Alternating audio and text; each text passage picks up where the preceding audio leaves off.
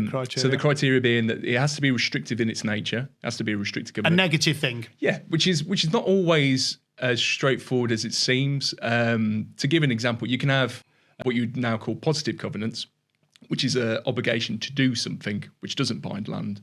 And it's incapable. You can't have one that says you've got to mow their lawns or something. Yeah, so the only way of that passing to successors in title is to recite it again, as you would have done in the past. Yeah. But so in determining whether it's restrictive or not, you can have, wording that sounds restrictive isn't actually a restricted covenant. To give an example, if it said something like, not to allow the fence to fall into disrepair, sounds negative.